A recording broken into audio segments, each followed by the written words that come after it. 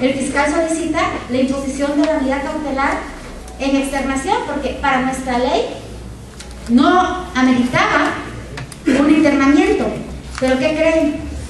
Luego me dice, después de ello, me dice, jueza, le pido en este momento que amplíe la formulación de imputación por el hecho considerado delito de homicidio calificado. La pregunta es, ¿el hecho es el mismo? ¿El hecho es el mismo? Porque estábamos hablando de la clasificación jurídica y por eso tuve que narrar todo esto. ¿El hecho es el mismo? El hecho es el siguiente. El día tal, a las 8 de la mañana, pobladores de la comunidad de San Juan Chamula se concentraron en la plaza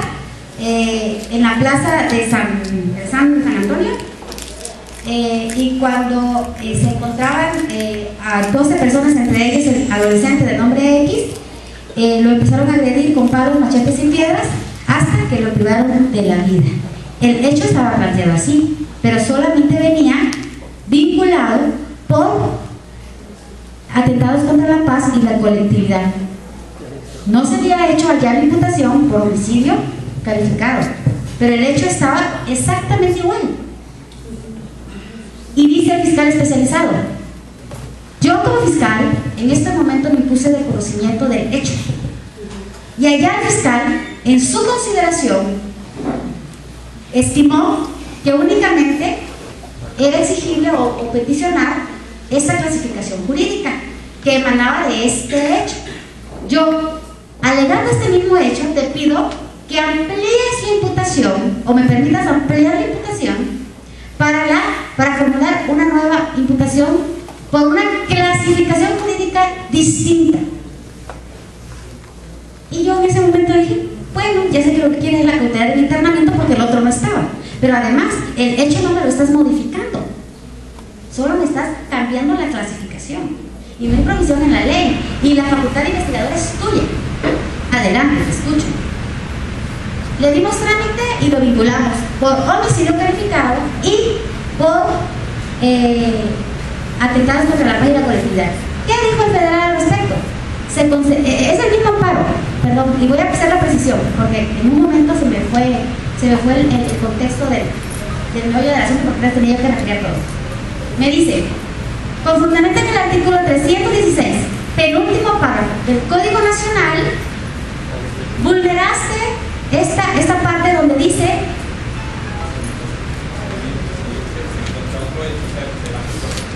pero no dice hecho, dice delito.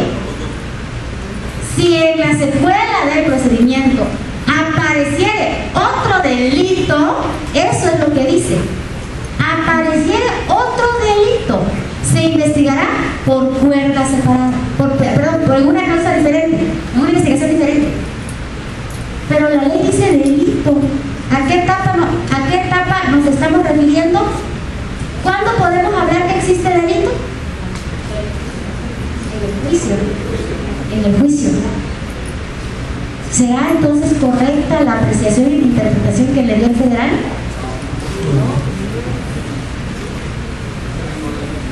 Estamos hablando del hecho, no estamos hablando del delito. Estamos en etapa inicial, no estamos en etapa de juicio. Ese es el único antecedente que hemos tenido. Se los dejo a reflexión, porque también da mucha tela de donde cortar, ¿no?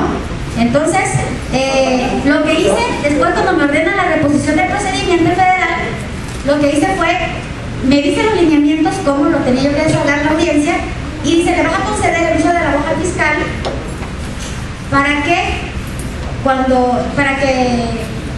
al momento que te formules la imputación por el delito por los hechos considerados como delito de homicidio, tú te pronuncies en observancia del artículo 316 penúltimo párrafo.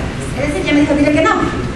Entonces lo hice en esos términos y volví, ¿verdad? Quedó subsistente la vinculación por atentados contra la paz y la colectividad, medida de externación, y entonces daba lugar a que ya no quedara la investigación ni la imputación ni nada, por homicidio y por ende tampoco la cautelar del internamiento.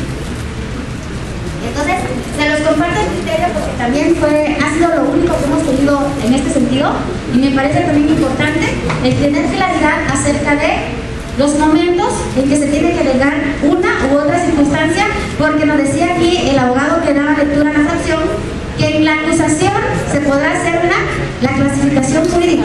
Podrá ser la clasificación. Adelante. Sí, abogado. Repite. Yo pienso que el espíritu del legislador no era referirse, cuando se refiere a un delito, habla de una etapa procesal. Entonces yo no pienso que se refiriera a que nada más en juicio oral era como se puede hacer la reclasificación. Yo pienso que ya desde el momento que se da cuenta en el Ministerio Público que existe un delito distinto, lo podría hacer, no tanto el juicio.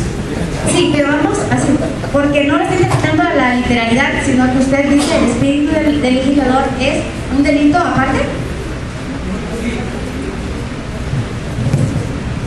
Porque usted dice que delito únicamente en juicio oral. Solamente hablemos de delito en esa etapa. Sí, pero como aquí habla de la secuela del procedimiento, yo pienso que el espíritu era en cualquier momento, en cualquier etapa procesal.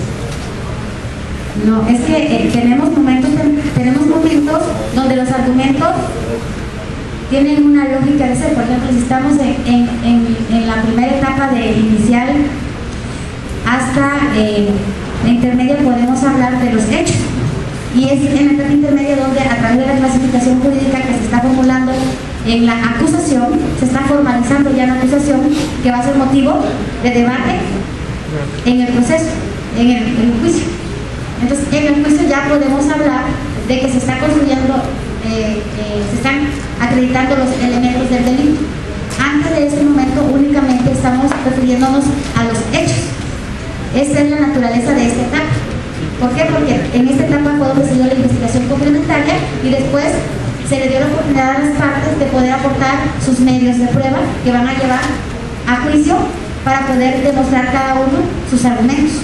Entonces, allí tendríamos que ser cuidadosos para la interpretación. Pero es válido, o sea, les comento esta por ser el primer antecedente y el único que hemos tenido, y me parece importante comentarlo, ¿no? Porque estamos hablando de diferentes etapas. Sí, le escucho. Si el Ministerio Público o en su caso la víctima o ofendido ofrecieran como medios de prueba la declaración de testigos o peritos, deberán presentar una lista identificándolos con nombre, apellidos, domicilio y modo de localizarlos, señalando además los puntos sobre los que versarán los interrogatorios. Siguiente. Artículo 137, actuación de la víctima o ofendido. Hasta ahí entonces, ya he terminado el artículo. Bien, entonces todo esto es lo que tiene que contener el escrito de acusación del fiscal, y es muy importante que tenga toda la claridad posible, porque cuando se le dé vista a las otras partes, así como termina la víctima o la asesor jurídica de la víctima, tendrán la oportunidad también de responder, de contestar en relación a ello. Y aquí viene otra pregunta: ¿qué pasa si la defensa no hizo una contestación escrita y en la etapa intermedia pide el uso de la voz con el objeto de ofrecer en este momento los medios de prueba? ¿Qué consideran ustedes? ¿Es dable o no es dable? ¿Es dable? Sí. De hecho lo hace, pero es indebido, tiene que someterse. Si no se anuncian los datos y medios de prueba en la etapa necesaria, atendiendo al Código Nacional o al Código de Menores, pues se está violentando el reglamento. Entonces no puede validar el juez, en este caso, la emisión de unas pruebas que no fueron ofertadas en su momento procesal, aunque sea debatible, claro, desde luego en la etapa de la audiencia intermedia, el ofertamiento y en todo caso la admisión o desechamiento de las mismas. Técnicamente no debería, sin embargo, constitucionalmente es un derecho que la ley le concede, porque los derechos y principios implicados en esta etapa intermedia son precisamente la defensa, el ofrecer y debatir la admisión de las pruebas, la igualdad procesal, realizar acuerdos probatorios, presentar excepciones y a señalar la existencia de actos de previo y especial pronunciamiento. Constitucionalmente tiene el derecho a ofrecer pruebas, ¿no?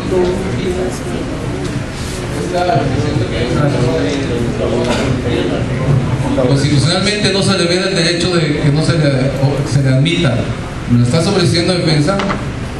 te admito que las estés ofreciendo, pero te niego la admisión de las mismas por esta y esta razón. Yo creo que hay un error de interpretación considerable. Si las ofrece, Gracias, doctora. Como dice el licenciado Medina, efectivamente se tiene que cumplir la regla del descubrimiento probatorio, tal y como lo prevé el Código Nacional.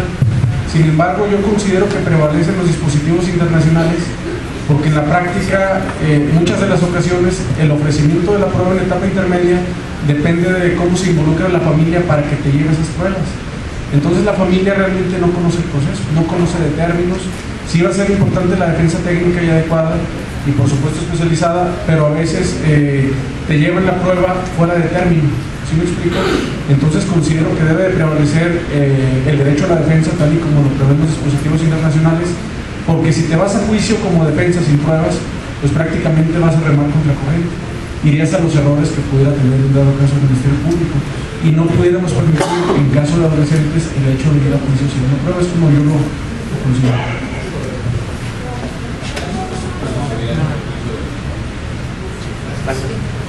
Yo voy a regresar así un poquito porque me quedé con la duda de, bueno, a la luz del artículo 19 constitucional, cuando la formulación de imputación no es modificable, ¿cierto? El hecho no es modificable. Sí, el hecho. La clasificación es lo que puede variar de lo posterior.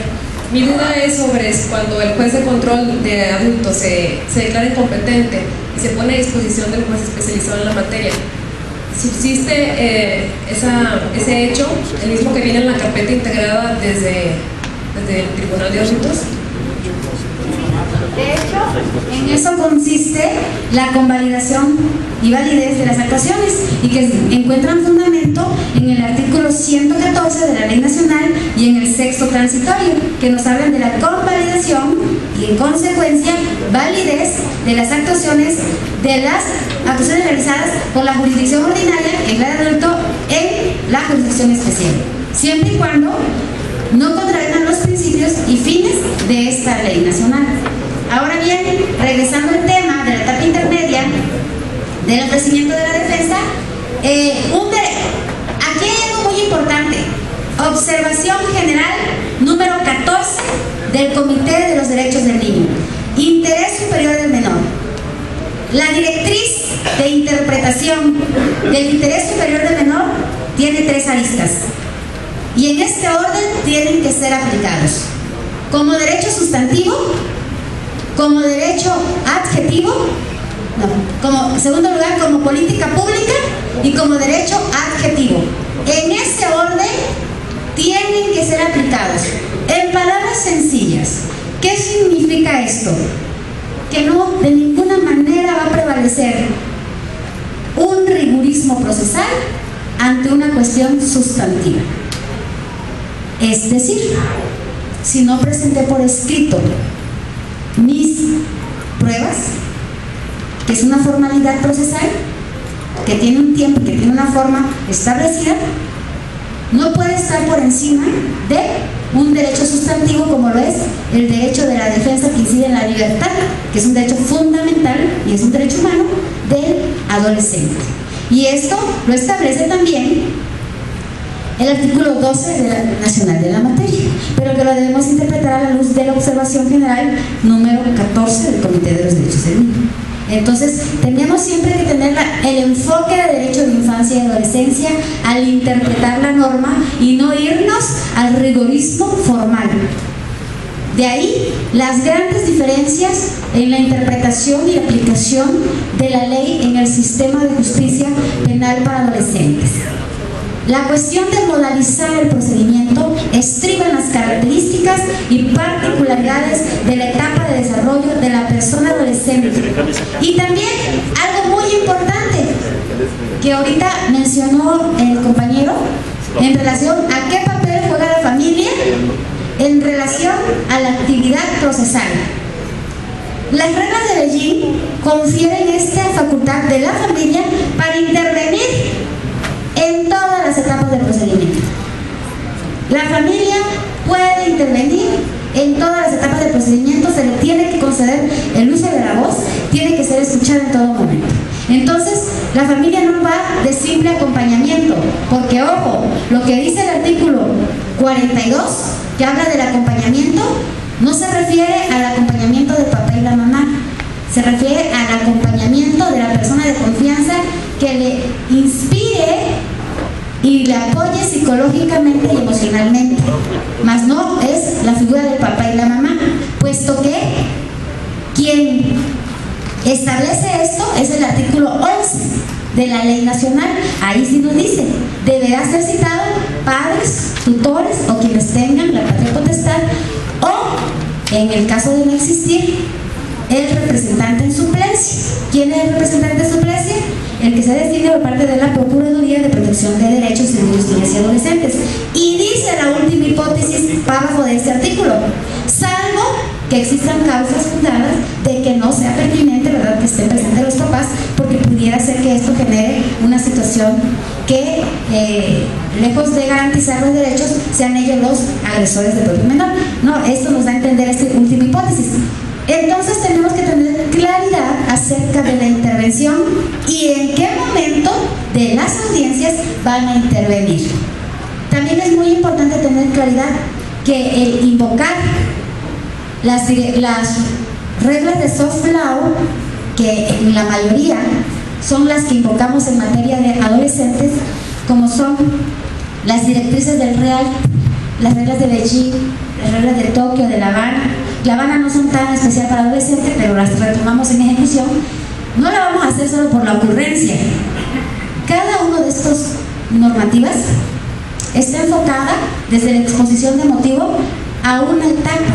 Por ejemplo, las reglas de Beijing nos hablan de la investigación, nos hablan del proceso y nos dan pauta de algunas actuaciones de ejecución. Tenemos que clasificar de su contenido cuáles reglas son aplicables a cada etapa.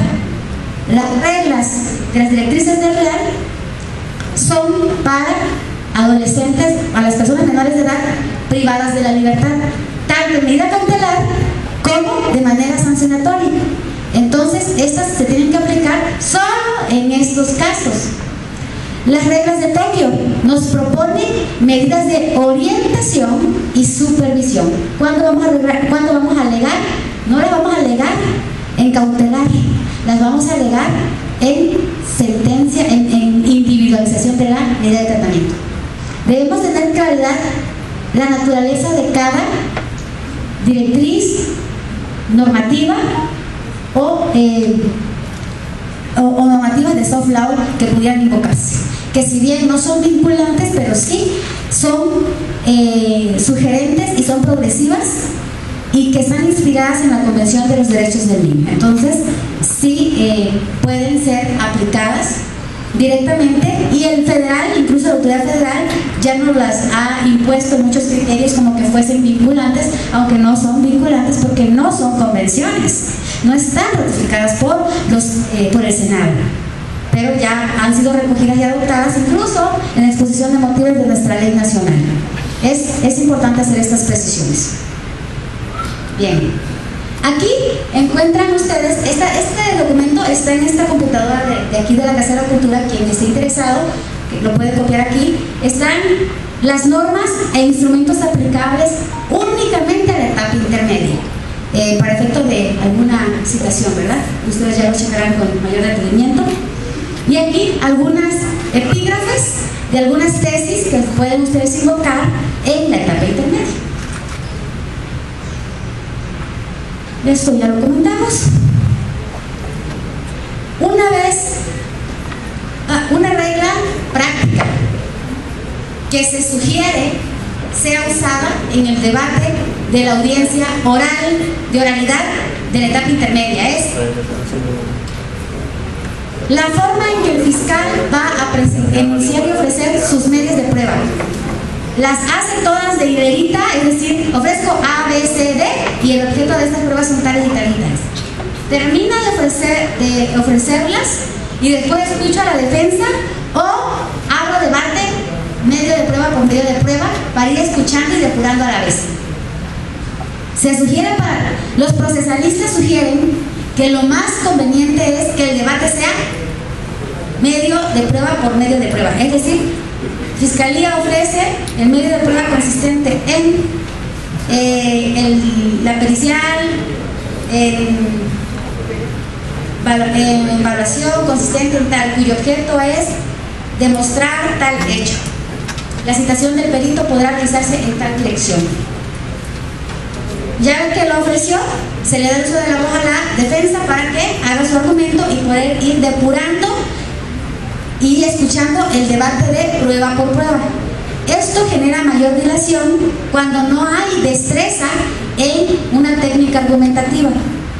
Pero si se va puliendo esta práctica, entonces resulta más transparente y más comprensible para qué va a servir cada uno de los medios de prueba que está siendo motivo de ofrecimiento por la representación social o por la defensa.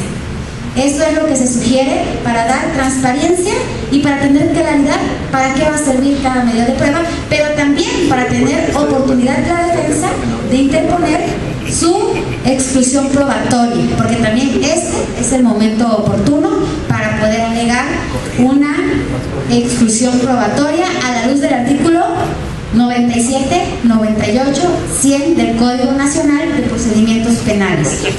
Esto también es tema de todas las audiencias intermedias, por lo menos nos ha tocado que la defensa siempre interpone una exclusión probatoria, y también hay que tener mucho cuidado al momento de construir el argumento. Una vez que se ha escuchado y se ha pronunciado sobre la calificación de la admisibilidad de cada uno de los medios de prueba, se procederá entonces a escuchar si existía alguna excepción o una excepción de previo y especial pronunciamiento, como la conexidad, litispendiencia, falta de personalidad, falta de interés jurídico por las partes. Generalmente, al menos a mí no me ha tocado que se haga un debate sobre el particular, pero también es parte de el corroborar que haya habido el descubrimiento probatorio. Esto se tiene que realizar incluso antes del debate, y en verdad exhortar a las partes a conducirse con el principio de lealtad. Hay algo muy importante que debemos tener claridad. El principio de lealtad en el Código Nacional únicamente le es exigible al fiscal, y muchas veces la defensa como que de repente abusa de esa parte, y abusa porque a veces hasta le pone de su cosecha u omite algunas cosas que son importantes hacer del conocimiento. Atento al principio de equilibrio de igualdad procesal, también se le puede exhortar a conducirse bajo ese principio de lealtad. ¿Por qué? Porque ese principio de lealtad tiene una sanción en caso de incumplimiento. Entonces es importante realizarlo. Finalmente, se emite un auto de apertura a juicio oral, y en él se van a registrar lo necesario que tiene que conocer el juez o el tribunal de enjuiciamiento que va a conocer de esta etapa. ¿Y qué es eso? El nombre del adolescente, el tribunal que va a conocer el nombre del juzgador, incluso la individualización de las partes. Si hay reserva de datos, se le establece que hay reserva de datos y que se enviarán en sobre cerrado, los cuales contienen los datos del adolescente y en su caso de la víctima, los acuerdos probatorios, los medios de prueba que se admitieron, las medidas cautelares, los medios de prueba que se hayan admitido para efecto de acreditar la individualización y el monto de la reparación del daño si también fuera el caso, y remitirlo dentro del término de 5 días siguientes. Esta parte es hasta aquí donde nos hemos quedado en muchos asuntos. ¿Por qué? Existen amparos, y el artículo 61, fracción 15 de la ley de amparo, nos ordena que una vez terminada la audiencia de etapa intermedia, se deberá decretar la suspensión hasta en tanto resuelva la autoridad federal. Entonces muchos asuntos están parados allí en ese momento porque todavía no ha resuelto la autoridad federal, y es aquí donde urge hacer ajustes importantes a esta parte del procedimiento. En este momento les voy a presentar aquí un esquema por razón de tiempo ya no va a dar oportunidad de avanzar más como quisiera, pero miren, traté de esforzarme en que por lo menos el material que les quede sea claro y preciso, porque a veces cuando surgen dudas en la operatividad es cuando ya andamos buscando qué vamos a hacer para solucionar.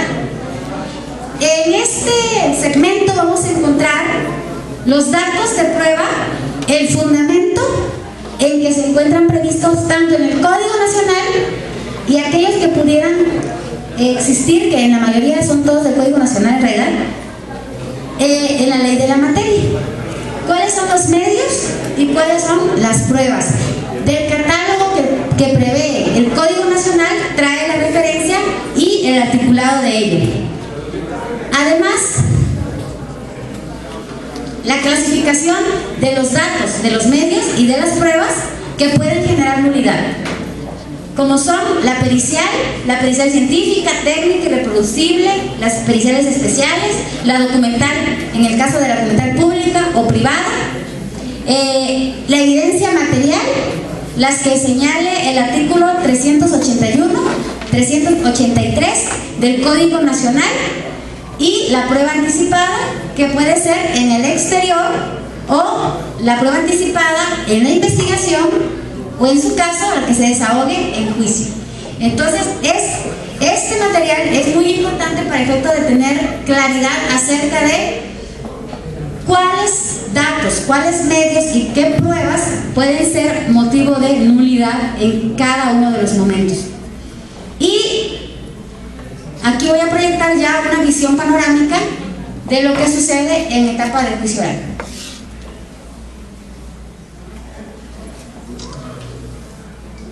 Les va a quedar a ustedes esta información. Iniciamos la etapa de juicio oral y una vez que ya tuvimos la respuesta, en todo caso, de la autoridad federal, ¿verdad? Si hicieron pago, la identificación de las partes, el conocimiento de derechos, las incidencias. Primer tema es incidencia, porque acordémonos que las incidencias de nulidades, sobre todo aquellas de violación de derechos humanos, se pueden hacer valer en cualquier momento. En realidad, este es el gran as bajo la manga que tiene la defensa a su favor, porque la defensa pasiva es la mejor estrategia, ¿no? Nadando de muertito hasta que considere que es el momento oportuno para hacer valer la incidencia de nulidad. Y a veces nos entretenemos muchos meses y entonces la defensa dice, bueno, entonces ahora sí ya voy a promover mi incidencia, y ahí está, ¿no?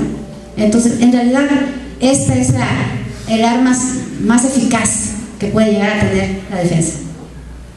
La exposición inicial y desahogo, que es en los alegatos de apertura, que es la presentación de la teoría del caso, que ya muchas autores dicen se construye desde la imputación, otros señalan que se construye desde la vinculación y otros que se construye en este momento, ¿verdad? Hay diversas posturas doctrinarias al respecto. Yo creo que en realidad en este momento tenemos mayor claridad de lo que podemos alegar, porque no sabemos en realidad qué pudo haber pasado en el intermedio, y aquí ya hay mayor claridad. La exposición inicial y desahogo, la teoría del caso y el desahogo de pruebas. Yo, jueza, te demostraré en esta audiencia que tal día, a tal hora, tal lugar, la adolescente Lucía tomó la cantidad de 10,000 pesos que se encontraban en el bolso de mano de la señora Alma, sí, y que este hecho se actualiza en el POTIS, en la clasificación jurídica prevista en el artículo 234, fracción primera del Estado de Chiapas, ¿verdad? Consistente en el robo ejecutado, en el robo ejecutado con violencia, fracción 3, ¿no? Y poder mencionar ya el hipótesis del apoderamiento, lo cual te voy a acreditar con tales y tales medios de prueba que ya fueron admitidos por el juez de control. Con esta te voy a acreditar tal hecho, con esta prueba te voy a acreditar tal prueba, y así, breve, preciso y conciso. Claridad en el argumento, lenguaje asertivo, porque entre más se habla, luego menos se entiende. Claridad en el argumento para presentar la teoría del caso. La deliberación, una vez que se procede a la mecánica de desahogo de las pruebas, ¿qué es lo que más interesa en cuanto a estrategia de litigación? Yo no soy partidaria del empleo de la estrategia de litigación que se ha adoptado en algunos estados donde la técnica de litigación para los adultos es muy agresiva, donde tal parece que son el abogado particular o el defensor público y el fiscal, como que ellos fueran los protagonistas del sistema y se olvidan de las partes, donde es más la pose que el argumento y donde es más la violencia corporal o verbal al imputado. Considero que, atendiendo el pensamiento concreto y egocéntrico del adolescente, las técnicas duras de litigación, así como la objeción, la forma en cómo se realiza, no le permite recibir de manera efectiva al adolescente el mensaje y la información que se está generando para hacer dable y efectiva su participación. ¿Por qué lo digo? En mi caso tomé técnicas de litigación con una empresa estadounidense donde la técnica de interrogatorio y interrogatorio era cerrada y demasiado agresiva. Entonces, para el sistema de adulto, ¿qué sucede en la psique del interrogado? Ofusca la inteligencia, porque es pregunta tras pregunta. ¿Es cierto que tal día, tal hora estuvo en tal lugar? ¿Es cierto que? Y de repente se trata de que la dinámica del planteamiento de la pregunta sea cada vez más rápida y más rápida y más rápida. Esto produce en la psique del interrogado un alertamiento producto del proceso de racionalizar lo que va a responder. Y cuando ya hay un silencio derivado de que aún no ha respondido, ya está la siguiente pregunta. Y entonces empieza a contestar de forma automatizada. Sí, sí, sí, sí, y ya no está escuchando. Esta técnica no considero que sea efectiva para el adolescente. Máxime cuando el adolescente es analfabeto, es de una cultura indígena o es migrante, que tiene barreras culturales, que tiene barreras de lenguaje, que tiene barreras de contextualización. Ya respecto a la Corte Interamericana, ya se ha pronunciado sobre el criterio de contextualización y su importancia en la impartición de justicia. Entonces, considero que no es dable que se use esa estrategia de litigación, que debemos de ser más, usar un lenguaje democrático, un lenguaje sencillo para que sea comprensible al adolescente y a todas las personas intervinientes en la audiencia, al padre, a la madre, al tío, para que también su participación se genere de forma efectiva. ¿Hasta aquí alguna pregunta? Les pregunto esto porque ya veo que están en posición de sus listos marcas fuera. Entonces, ¿saben? Otra parte importante, sugiero, lenguaje kinético. Para los operadores de adolescentes, el lenguaje kinético registra mucha información. Recogemos mucha información desde el momento que van entrando a la sala de oralidad de las partes y nos transmiten esta parte de lo que esperamos y de lo que vamos a ver y de lo que podemos plantear. Entonces, eso es muy importante y se lo digo por la posición que acabo de resolver.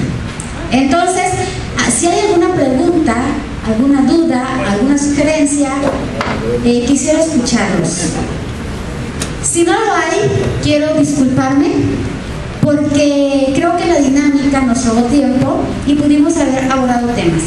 Sin embargo, ponderé que muchas veces la ley la podemos recitar, me lo puedo aprender de memoria, todo lo que guste mi mando.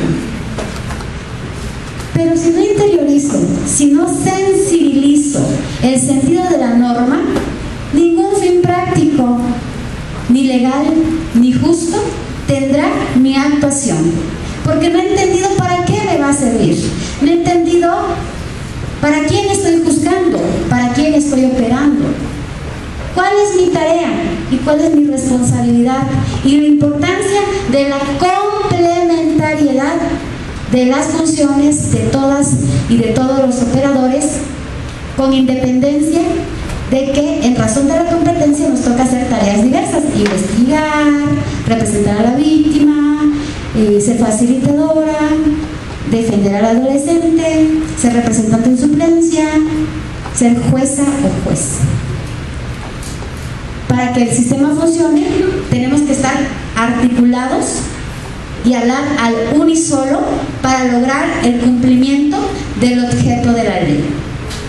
Y por eso dije yo, bueno, tal vez el tiempo no me dé, pero estimo más enriquecedor el poder lograr transmitir en uno solo ese sentimiento de sensibilidad y de responsabilidad que conlleva este sistema tan hermoso en el que estamos operando.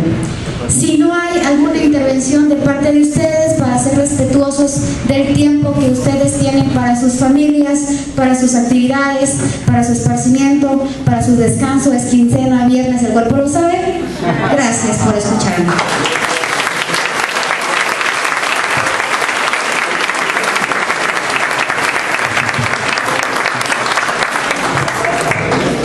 La Suprema Corte de Justicia de la Nación, a través de su Dirección General de Casas de la Cultura Jurídica, la Casa de la Cultura Jurídica en Durango y el Tribunal para Menores Infractores del Poder Judicial del Estado de Durango, agradecen la excelente participación de la doctora Jacqueline Ángel Juan, para quien pide un fuerte aplauso.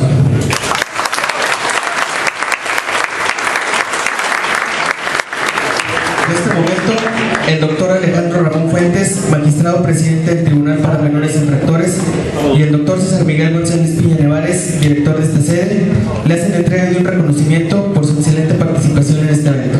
Muchas gracias.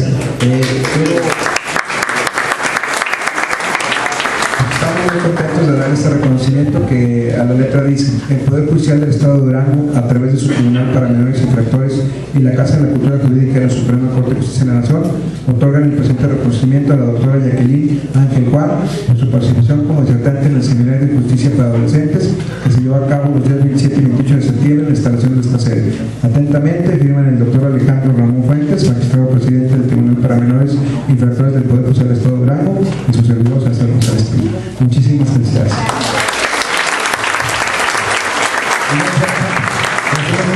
Son productos típicos de aquí de nuestra ciudad y para que se lo lleven y lo disfruten. Le agradecemos que tiene el apoyo.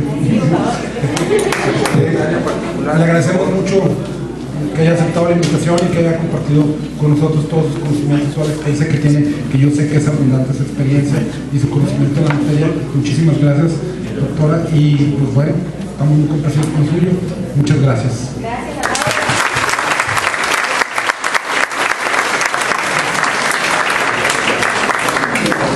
A continuación, en el vestíbulo de esta sede,